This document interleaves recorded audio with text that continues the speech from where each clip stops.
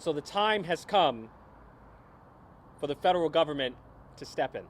This robotic dog, seen in Kips Bay earlier in April, has lawmakers criticizing the NYPD.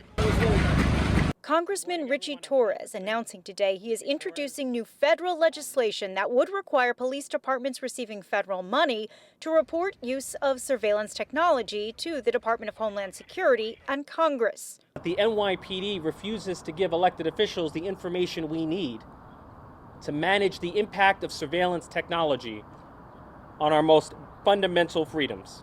The NYPD calls it DigiDog.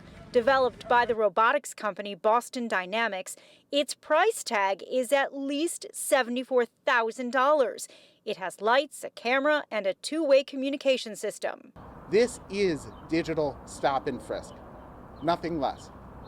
And when we look at DigiDog, this dystopian surveillance tool brought into New Yorkers' houses, it hasn't done anything to keep us safe. Local officials have complained the acquisition of the robot police pup violated the POST Act, the Public Oversight of Surveillance Technology Act, passed in 2020 as part of New York City police reform.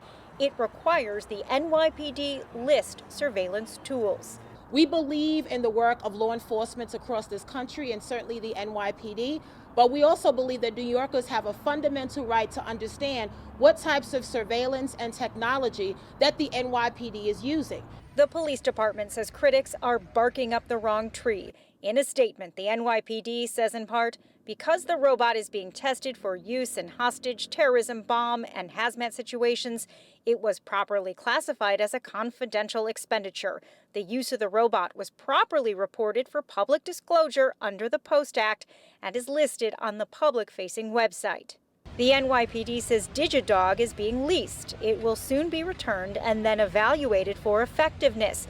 The police department called it, quote, comical that it's considered surveillance, noting it's tough to hide. Critics are using DigiDog as an example of the NYPD's surveillance capabilities that they are hoping to keep tabs on. In the Soundview section of the Bronx, Allison Caden, Pix 11 News.